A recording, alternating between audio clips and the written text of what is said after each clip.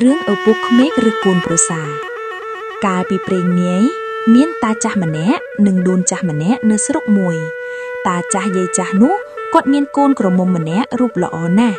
Nẹ na tơ đần đấng có cọt mình prom oi. Cọt thá, nẹ na to mình chê mà đài kệ bán, tớp cọt oi côn chê prapun nhạ nụ. Chùn chỉ ngày mùi nú, miên công lọ mà nè rụp riêng sạch bát chôl tơ đần đấng côn cọt thá.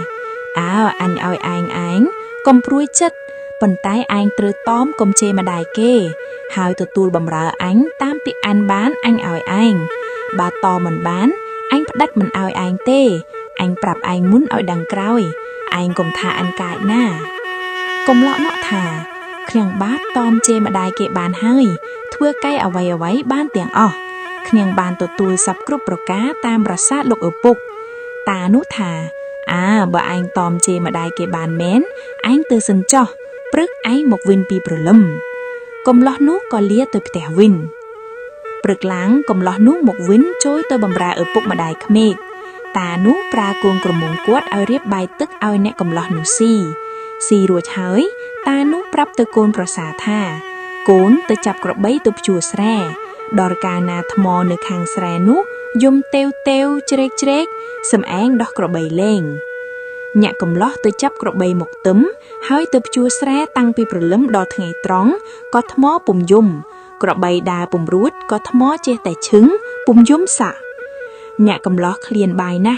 tróm bùm bán chê mà đài tha, mà đài thmó ní, ca ná nâng dung lãng. Công lót nút chê tay bần nó, ta nút stút trên pi kroi thmó một tha, nào cho, anh đo cổ bay lén, hao từ btia anh cho, anh phải đặt côn. Đã biết anh tóm chê mà đáy mình bàn. Công lọ nút đọc cả bầy lén, háo từ tẻ vinh. Ngày kroi mốt, miên công lọ mà nét cháu cho đần đăng côn ta nụ tiết. Quạt bằng quắp đốt công lọ mùn. Tai nẹ công lọ kroi kê miên prạ nha. Kê từ chùa sái vết bái từ xì phong. Lúc chùa đo ngày cấp bút liền bái, có bần chụp cả bay xì bài. Chùa đo ngày chê bị tróng, có thmó bùm dũng. Cả bay ó chương đa bùm rúi, nà cầm lọ nút, ca na bà bò cả bay từ chịch thmò nút, thơi chít đầy tha. Ô lục thmò ơi, dùm láng cả bay đa bùm rúi thê, anh nứt cả bay phong tư. Khuôn khnyong ít ba ấy thê, khnyong miền bài xì hói, chúa đo giúp cả bàn đai. Anh nứt tay cả bay từ cho, đã bất vía chỉ sạch. Nẹ cầm lọ nút ông bò đôi mặt đếch có thmò bùm dũng, nẹ cầm lọ nút có bùm chế, đã bất biết đăng thá ta nút nơ buôn còi thmò. Lù ni dây ông bò dù tứ, ta nút mưa mó khơi còi bay đa bùm rụi mén, có quát nực ăn nực còi bay quạt. Quạt dùng còi thmò nút, lư tái tèo. Nẹ cầm lọ nút, có đó còi bay ở xì smile, hai một phía ở bục mệt vinh. Ta nút, có ai con quát lược bay một ai nẹ cầm lọ nút si. Lù là nghiếc, ta nút prap tha. Cốn từ phía anh cho, prức xâm anh một vinh. Ai cầm lọ nút, lia từ phía lúc dọc móc lọp chăm đắp nâng còng đầm nệt tá, do cá pruốc quát nị dây kịch cú nâng propun quát toa tại điệt luộc. Về lia dốc, ta cha chôl đế con nị dây nâng dây tha. Đốn, anh ní việc top chê mà đài ban, đuch nè, dương rọc ục bài dàng ná, ao việc khấn chê mà đái dương nâng phải đạch việc tư. Đốn chlai tha, nghề tê bà đuch nè, ta án chô khnon cà rồng mùi tiết đã ẳng co. Prực láng vía mốt, khiêm prap vía thá ta tới cặp ố lơ phnom mùn.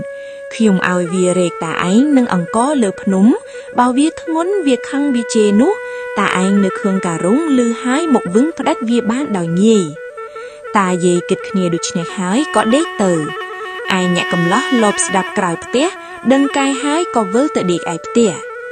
Prực láng nhạc cầm ló nuốt, tơ bầm rá ở búc mà đài khmeg. Có srap tay khương dây chá băng hạnh ẩm rết, hơi prap tha. Côn ơi, án tơ cặp ốt lơ phnom hơi. Quạt phá đâm tha ao côn án rết ăn co ní, tơ tam quạt oi chắp. Đã bật quạt tơ bị prức mình tuôn hụp bài. Miền tài côn án rết tơ chắp, viên nâng ao đần đầm bái oi án hộp. Cầm lọ nút tơ tùl ẩm rết hái, có rết tơ tam trường phnom. Đò rết tơ bần tịch tứ, thuôn ná có rết chỗ một vín, hái đầy tha. Ô ơi, khiêm khliên bài ná, khiêm rệt từ chắp bần bàn tì, việc thuôn mà lứng, nó ná nâng rệt từ vinh ruột, bảo mình ăn nít, គាត់ជេរបន្ទោដោយម្ដេចក៏ទទួលនិយាយហើយរែកទៅចោះមកវិញលុះរែកទៅដល់កន្លែងមួយឃើញស្បូវស្ងួតល្អក៏រែកទៅដាក់ឈប់កណ្ដាលស្បូវនោះហើយដាវទៅបាត់មួយស្របុកទើបដាវត្រឡប់មកវិញយកភ្លើងដុតជុំអាំរែកលុះភ្លើងឆេះស្បូវជុំអាំរែកហើយក្តៅតាចាស់ដែលនៅក្នុងអាំរែកនោះគាត់ក៏បំរាស់ញ័រទាំងការុងភ័យក្រែងភ្លើងឆេះស្លាប់ប៉ុន្តែចេញមិនរួចអ្នកកំឡោះធ្វើជារត់មកពីណាក៏ស្រែកថាជើនរណាដុតភ្លើងឆេះអាំរែកអញធ្វើដូចម្ដេចអញនឹងចូលទៅបានភ្លើងឆេះជុំវិញចូលមិនរួចទេថាហើយស្រែកឈរនៅក្រៅលុះភ្លើងឆេះដល់ការុងក្តៅតាចាស់ណាស់ទើបស្ទុះចូលទៅអូសអាំរែកចេញពីភ្លើង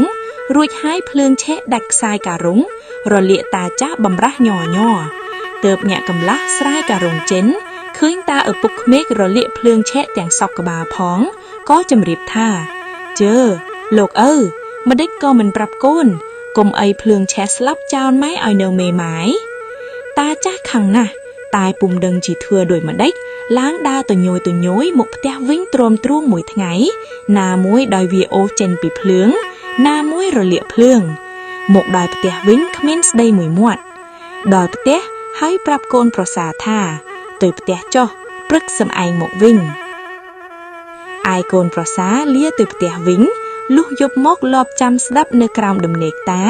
យកការព្រោះគាត់និយាយគិតគូរនឹងប្រពន្ធគាត់ទាល់តែដេកលក់ពីថ្ងៃមិញវាដឹងថាឯងនៅក្នុងការុងវារែកទៅដល់កណ្ដាលផ្លូវ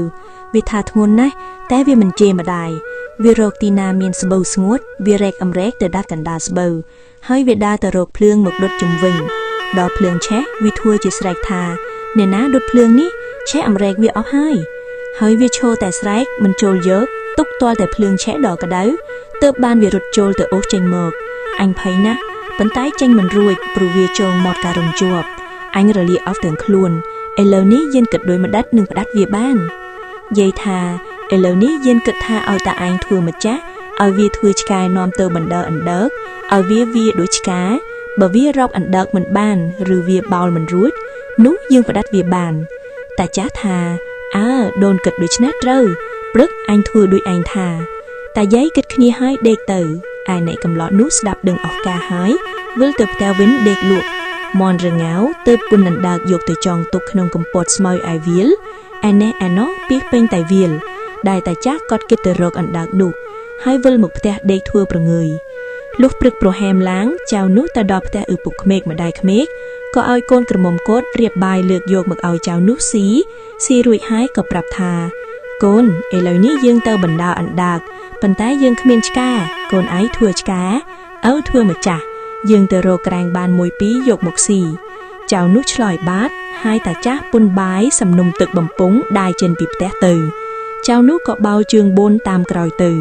ដល់វាកន្លែងចងអណ្ដើកនោះក៏វាបោទៅមុខចូលកំពតស្មៅមួយវាកេះងុយ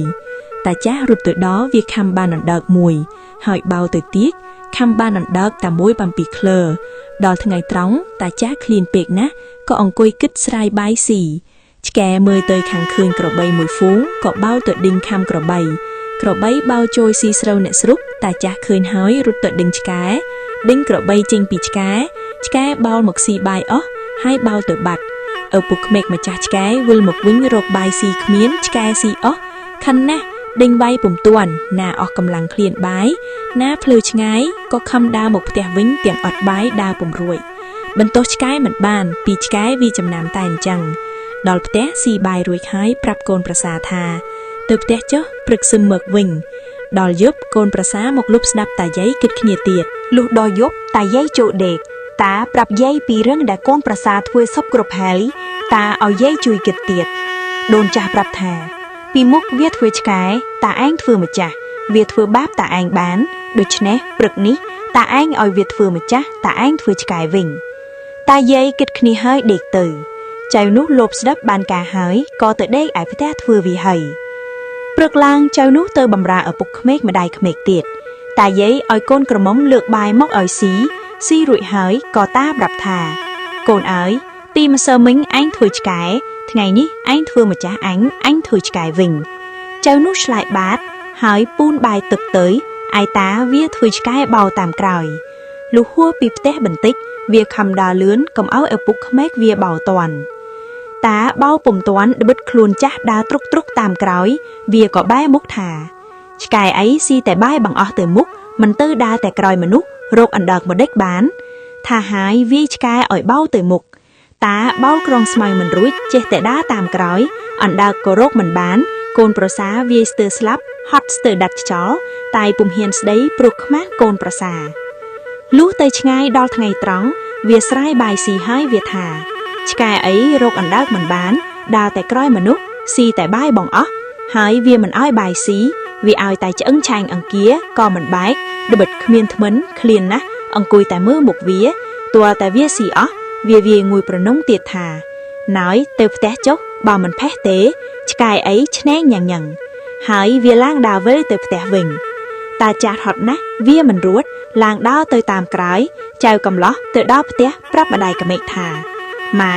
រកអណ្ដើកមិនបានទេព្រោះឆ្កែមិនស្វាក់តាចាស់ខឹងណាស់ប្រាប់កូនប្រសាថាឯងទៅផ្ទះចុះព្រឹកសឹមមុខវិញចៅនោះក៏លាទៅដល់យប់មកពូនលបស្ដាប់ក្រោមផ្ទះទៀតលុះដល់យប់តាយាយចូលដេកតានិយាយប្រាប់យាយពីរឿងកូនប្រសាធ្វើបាបហើយបង្អត់ចាំងបាយផងដូនថាណ້ອຍឲ្យកូនទៅវាទៅផ្ដាច់វាមិនបានទេអានេះមានប្រាជ្ញាស់ណាស់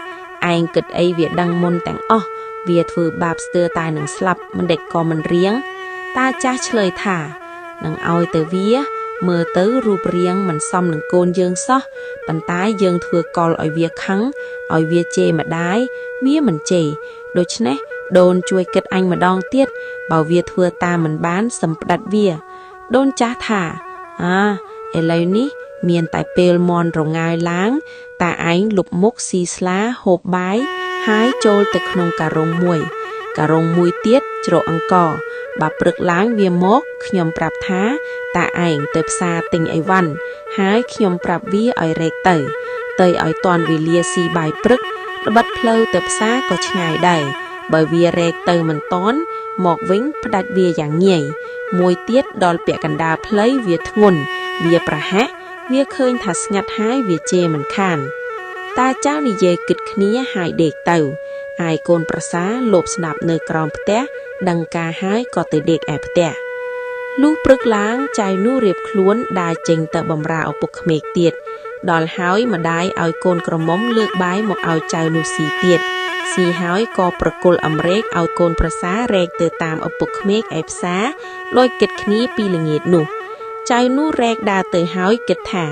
ម្ដងនេះអញធ្វើឲ្យឪពុកក្មេកអញនេះឲ្យកូនមកអញកុំឲ្យរកកលធ្វើបញ្ឆោតអញក្រោយទៀតហើយគិតតែរែកទៅដល់ពាក់កណ្ដាលផ្លូវដាក់អំរែកចុះហើយថាការុងនេះចងមាត់មិនជាប់ក៏យកខ្សែចងថែមទៀតលុះរែកដើរទៅដល់កណ្ដាលផ្លូវមានព្រែកមានស្ពានក៏ដាក់អំរែកលើស្ពានត្រង់ចុងក្តារនៅតែបន្តិចនឹងធ្លាក់ពីស្ពានហើយថាអញអើយថ្ងៃណាស់ហើយម្លេះសំឪជេរមិនខានអំរែកធ្ងន់រែកមិនដាច់ទាន់ណោយឪជេរក៏ជេរចុះអញដាក់នៅលឿននេះទៅវាវសិនរួចសឹមទៅទៀតនិយាយបណ្ដាដើរទៅបណ្ដាមួយស្របុកក៏កាន់ឈើមួយធំដើរមកពីនាយបុកក្តារស្ពានលឺក្រាងធ្វើជាដំរីឆ្លងស្ពានហើយស្រែកថានរណាដាក់អំរែកនៅលើស្ពានដំរីអញវាជន់ខូចអស់ហើយយកចេញឲ្យឆាប់ស្រែកហើយបុកក្តារដើរក្រាមចូលមកឯតាចាស់នៅក្នុងការុងគិតស្មានថាជាដំរីមែនភ័យក្រែងជន់ស្លាប់ក៏បំរាស់ជាផ្លូវដំរីហួរពីក្តារធ្លាក់ទៅក្នុងទឹកចូលការុងឆ្លក់ទឹកត្រដរញ័រទាំងការុងស្ទើរតែនឹងស្លាប់ឯកូនប្រសាឃើញដូច្នោះក៏ទុកឲ្យផឹកទឹកបន្តិចកុំឲ្យអស់ខួតទៀតហើយធ្វើជាដើរមកពីវាលស្រែកថានរណាហ៊ានបរដំរីឆាយអំរែកអញធ្លាក់ទៅក្នុងទឹកអង្គអស់អូអញអើយជេរថែមទៀតហើយថ្ងៃក៏កាន់តែខ្ពស់ហើយអង្គក៏ទៅទឹកថែមទៀតហើយ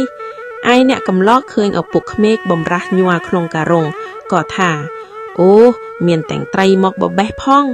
ណោយអញចោះទៅស្រង់ឡើងមកមើលថាហើយក៏លោតទៅស្រង់ឡើងមកមើលហើយថា